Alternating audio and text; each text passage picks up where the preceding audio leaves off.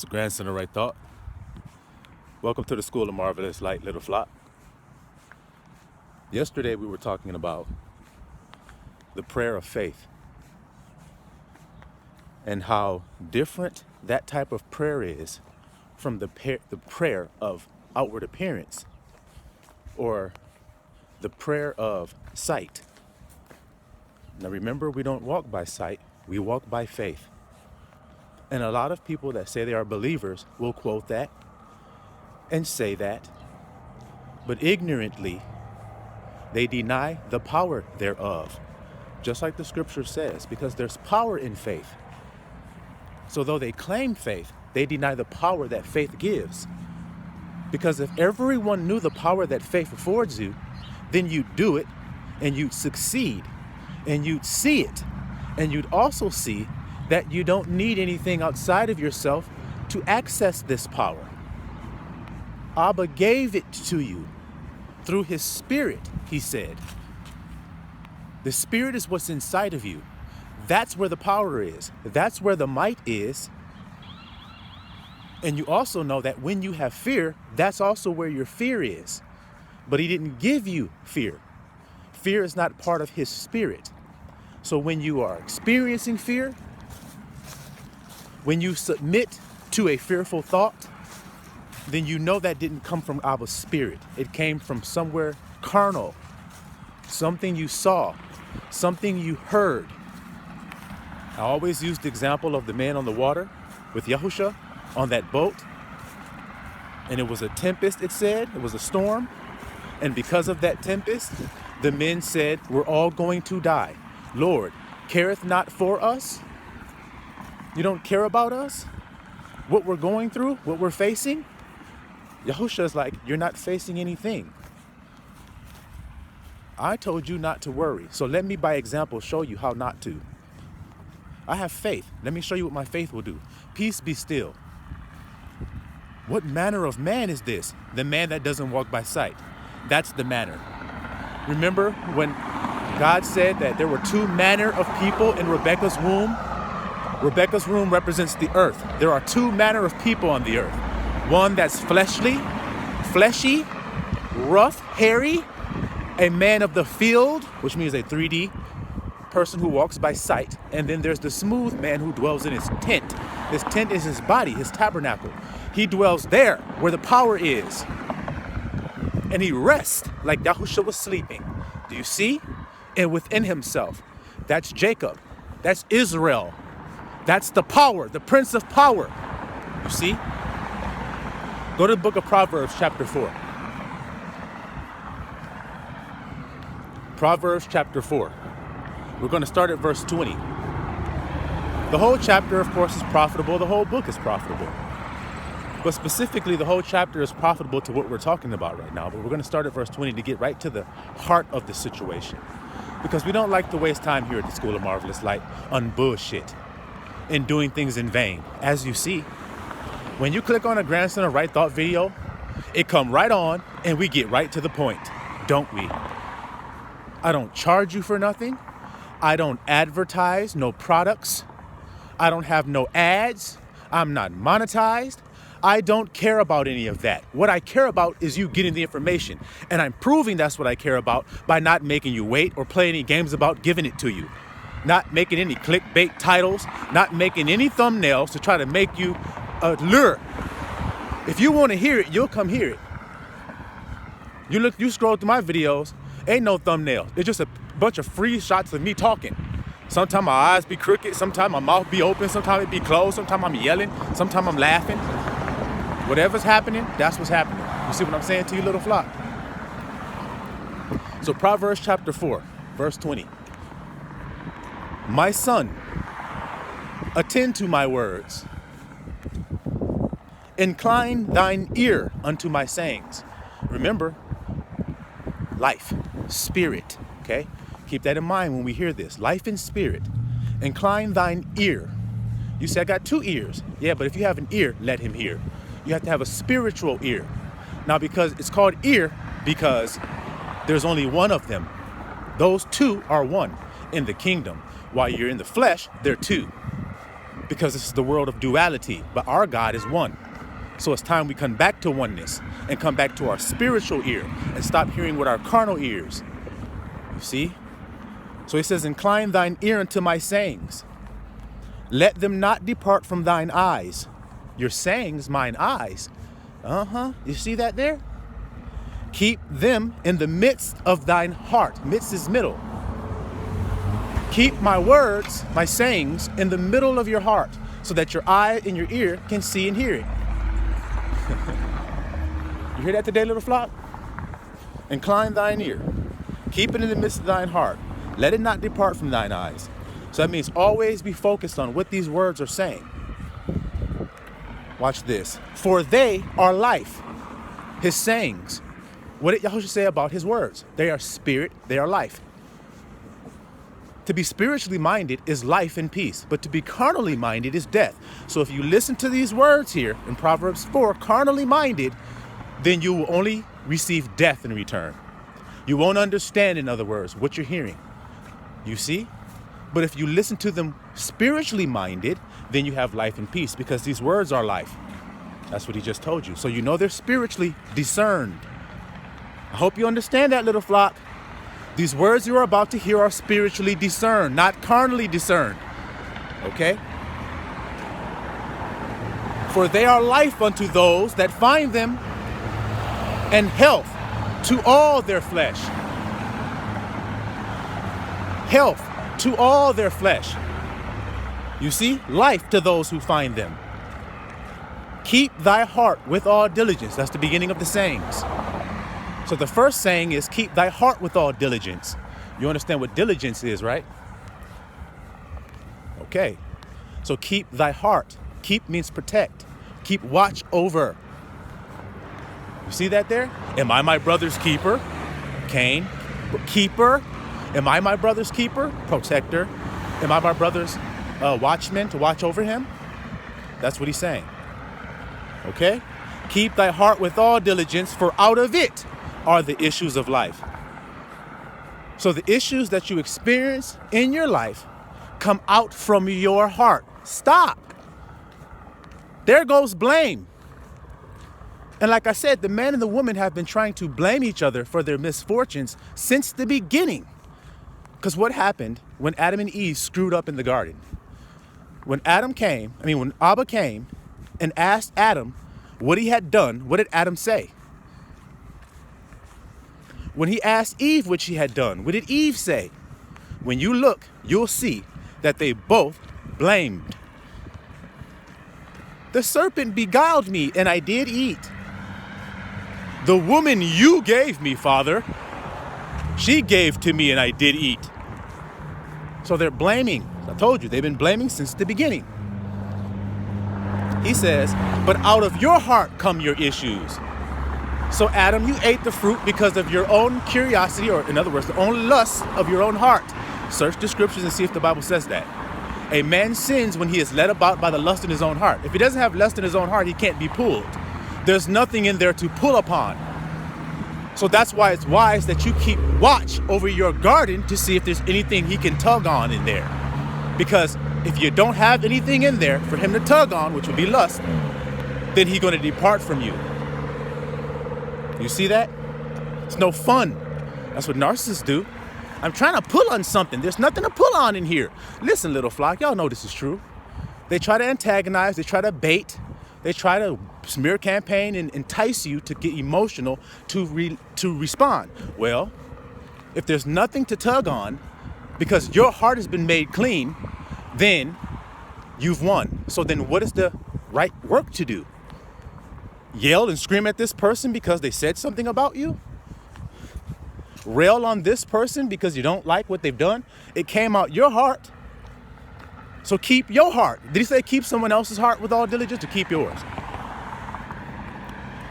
Here we go. Put away from thee a froward mouth, and perverse lips put far from thee. Stop.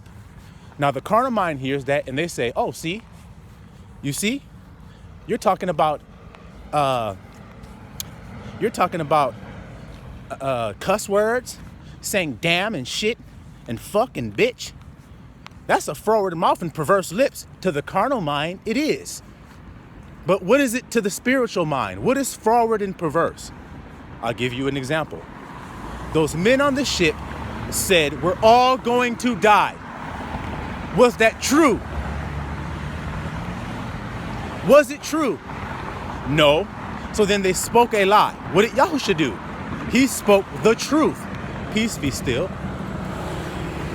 So how come they didn't speak the truth in that situation, those other men?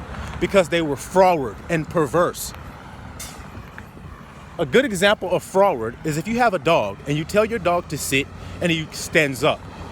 You tell him to heel and he sits. Do y'all understand that there, what I'm saying to you? He's ornery. He does the opposite of what you tell him. So when Yahusha says, oh, ye of little faith, how long shall I be with a perverse, wicked generation? You see, faithless is perverse. So when you become afraid or fearful, you're perverse. Do fearful people enter the kingdom of God or not? Do they enter or not? So why are the fearful cut out? Because those fearful thoughts don't come from God. God gave you the spirit of might, not of fear, the scripture says. So the fear came from somewhere else. You're listening to somebody else. That's perverted. See, that's perverse. So then the lips that he's talking about that are perverted and froward are your inner lips. Because guess what? Don't you talk inside of yourself every day? Isn't it very difficult to stop talking to yourself inside of yourself? Isn't it hard? It's hard as hell to stop speaking negatively, to stop worrying when you're carnally minded, because your carnal mind is always speaking to you perversely. God is telling you the truth of it, but your carnal mind is telling you something else. That's froward and perverse lips. Oh no, we're gonna die. That's froward and perverse. God said, peace be still. So why you say you're gonna die? Why you lie? Shall the Son of Man find faith? That's what he's looking for. He's looking for lips that are not perverted, that will speak the truth that he gives them in their mind about a situation. You hear that? So you have a job. You hate the job. You want to switch and do something else with your life. So you leave the old job because it's miserable to you. It's killing you, causing death in your life. So you leave it. Well, before you left it, people were telling you, you can't leave it. Because if you do leave it, you'll lose your house, or you'll lose your goods, or you'll lose your money, or you'll lose your well-being, or you'll lose this, or you'll lose that. In other words, we're going to die. No, I'm not. No, I'm not. I was dying while I was doing all that crap. You see there? You see there? I was dying when I was doing all the things you told me that if I stopped doing it, then I'll die. No, I was dying doing it. Y'all see there today? Perverse lips put far from thee. I'm afraid. I'm scared. I am sick. I am doubtful. I am not sure. I am scared. I'm worried about eating. I'm worried about what I'll wear. I'm worried about whether I'll survive. That's perverted and froward. Because your Abba already told you your end. So then why do you doubt it? That's what Christ said. Why didst thou doubt? Why are you lacking faith? You see that today? He says, let thine eyes look right on. So what does he mean there, little flock, now that you know he's talking about the inside world? Your eyes got to look straight on. What does he mean? The thing that he told you. He said, watch my words, because they're life. So if your eye is set on his word, then you'll have life in the circumstance that you're facing. For instance, we just talked about eating. What am I going to eat? I have no food. A person will look and say, well, why don't you go do this to get some food? How do we know? Because there was a time when many people came to Yahusha and they said, what are we going to eat to feed all these people? Where are we going to get food from? He said, give them what you have. Give it to them, what you have. You see what I'm trying to explain to you? And they said, we only got a few loaves and some fish. Carnally minded, 3D, looking with your eyes, judging with your eyes. Did they judge right about the amount that they had, or did they judge wrong? It ain't hard, y'all. Let thine eyelids look straight before thee. See? take no thought of what you shall eat or drink. My mind is one on that thought. It doesn't waver and go, don't take no thought. Then I get hungry. Okay, wait a minute. I need to eat. Oh, Lord, help me. That's double-minded. It's take no thought. It's done. He knows what I have need before I ask. Those are words of life that came out of Yahushua's mouth, correct? So I incline my ear and my eye to it. You hear that there? He said, ponder the path of thy feet. Stop again. Ponder the path of thy feet. What did I tell you yesterday on the video? I said, people's error is that when they're going to go somewhere, they prepare ahead of time to go. They prepare to go. We, in the truth, don't go that way. We've already done it and finished it before we go. So I'll give you guys an example of this. Let's say I had to go to, let's see, a job interview. Let's say I had to go to a job interview. Now, I'm nervous about the job interview, whether I'll get the job or not, and all these things, whether I'll dress nice, whether they'll be impressed with the way I talk, or whether this, or I'll answer the questions right. Skibidi-dibidi-dee. That's preparing to go. Here's the faith man. I got the job. Wow. They loved me. He's not even gone yet. He's brushing his teeth, getting ready to go. I got the job. They loved me. Man, it was so wonderful speaking to the interviewer. I was so confident and strong. It was amazing. I am doing this. I am living my dream. And then he goes. So he's pondered the path of his feet. Ponder meaning to think about before you do it. He pondered it, see? And let thy way be established. See? Established means done, finished. It's already done. I've established what I'm going to do before I do it. That way, I'm not double-minded about doing it, wondering whether it'll work or not, wondering whether or not it'll work in my favor or not. See that there? Turn not to the right hand nor to the left, and remove thy foot from evil. End of the chapter. Turn not to the right hand nor to the left. So when he says take no thought, don't turn anywhere other than that simple thought. Don't take thought. Take no thought for your life. So whenever I see my mind start to go to the right hand and the left and start to take thought of things he told me not to, I simply bring it back like a horse with reins. So Abba searches the reins of a man. Do you see it? He searches to see if the man is doing that, if he's bringing his mind back in alignment with Christ's mind, though he goes through the vicissitudes of life to test whether he'll keep his mind stayed on Christ or not. My words are life, is what it says there. So then if you're focused on his words, you're focused on life. And that takes faith for you to take no thought for your life, doesn't it? Because these people do not live that way. So in order for you to do it, you're proving that you have overcome the world.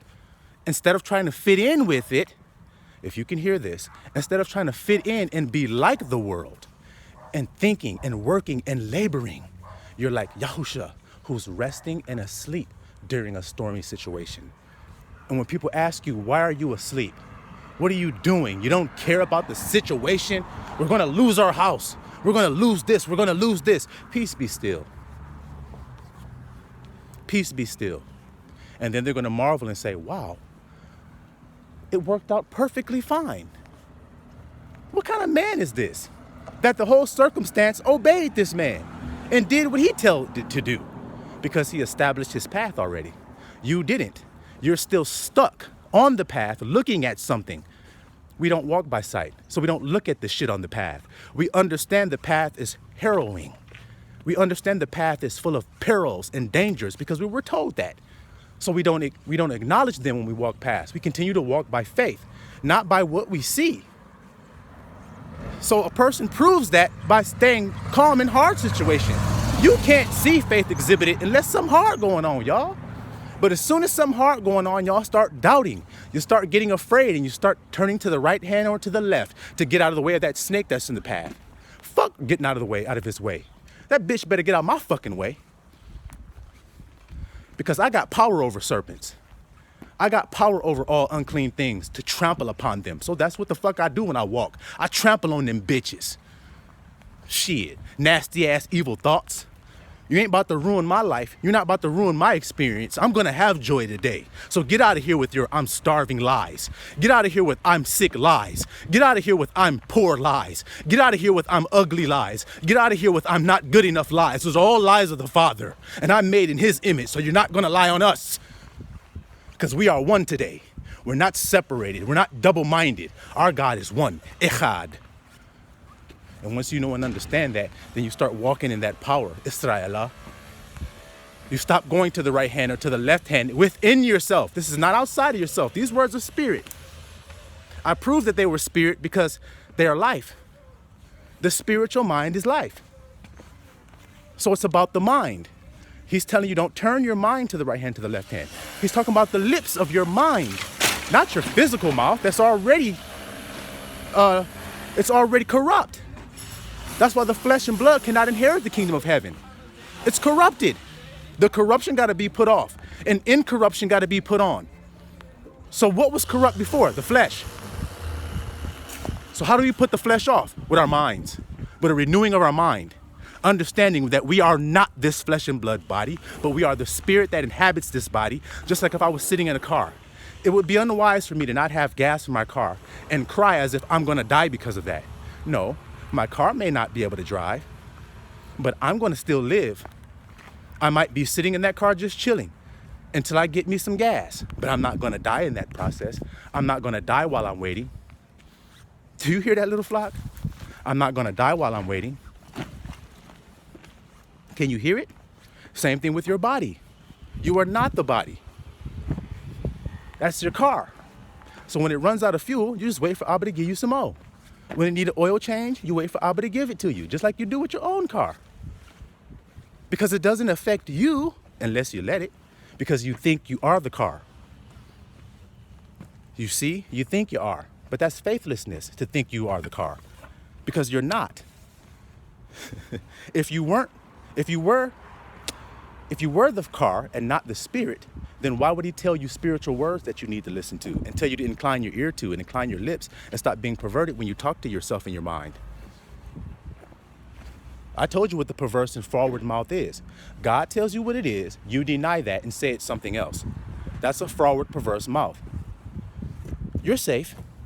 And then you turn to the right hand or the left hand and say, but this, Abba, how am I safe if that?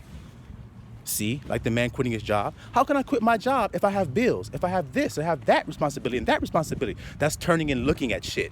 He said, do this.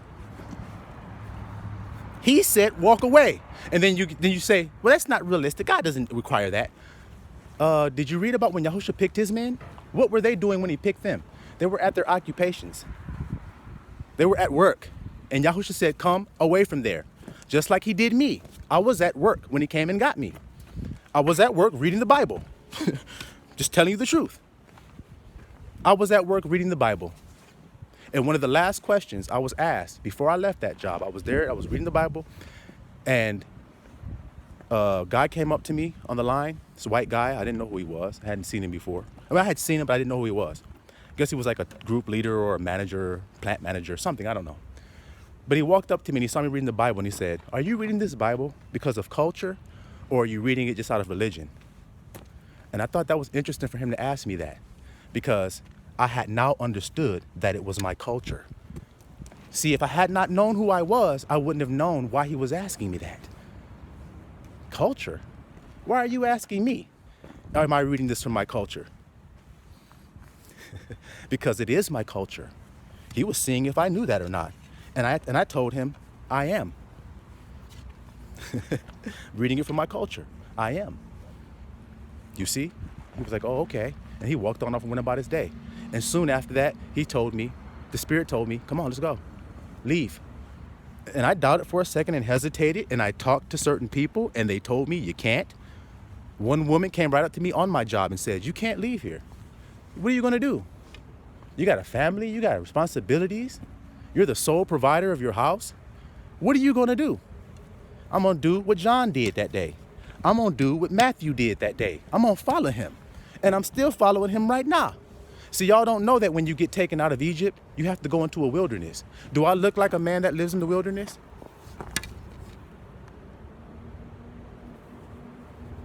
Do I look like a man in the wilderness right now?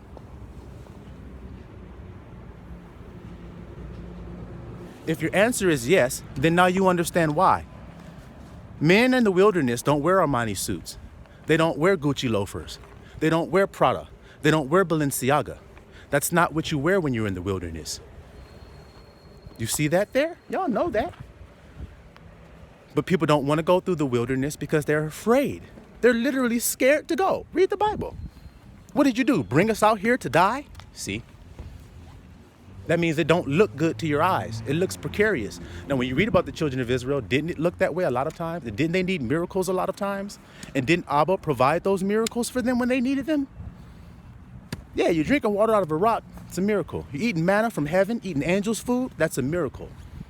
And they still doubted God. And so they perished in the wilderness. Do you see what I'm saying to you today, little flock? They perished because of their unbelief. They didn't doubt. I mean, they doubted that God was going to bring them into the promised land. I ain't doubting a damn thing. I know my Abba got me, and He's going to bring me into the promised land. You see that? Because He's already done it. It's already done. I'm not waiting for something to be done. You understand what I'm saying to you? I'm not waiting. It's already finished. If you have that mindset, then you won't worry about the in-between. You won't say, oh, I got to do this to get it done. Nope, it's already done. And doesn't that calm you on the inside? Doesn't that take your fear, your stress, your doubt? Doesn't it remove all of that away from you? All your second guessing and debating and going back and forth in your mind. Oh, did I do this? Oh, I got to do this or it won't work out right. Oh, I got to do this or work out right. Then Yahushua comes right in and says, it's done. It's finished. Now rest.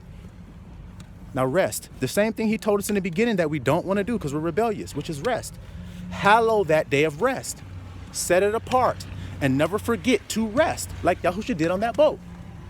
Never forget to lay down and close your eyes like I told you on the video yesterday. Like I told you. See, because when you're doing the work, that's how you look when you're working. You're laying there with your eyes closed. I'm just telling you this from personal experience. That's where I do all the labor that I do.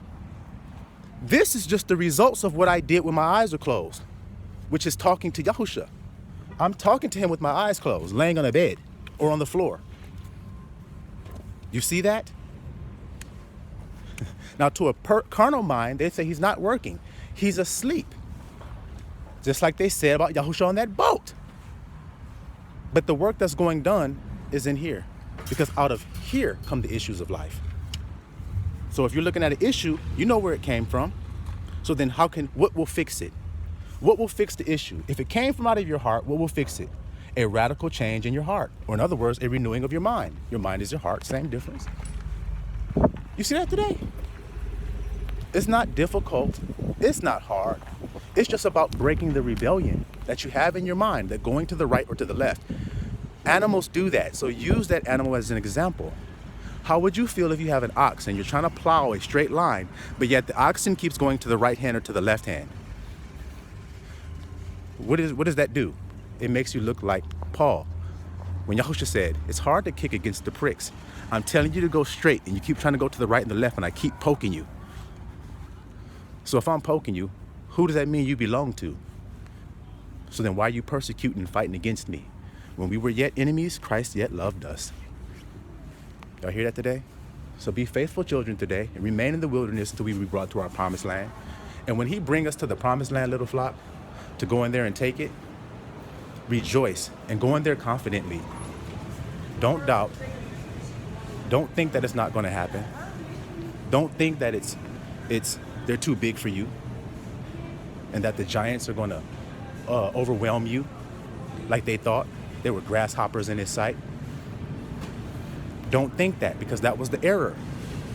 Matter of fact, when you see the giants, when you see the feeling like the grasshopper and all that, you should take that as a sign that what? I'm right at the precipice of my promised land then, because that's what the Israelites saw. So instead of getting afraid when you see that, rejoice and get glad and get zeal filled with and get ready to slay and conquer. You see that today, little flock? Because that's what we do. We are conquerors and more than conquerors. Silawam Misrael.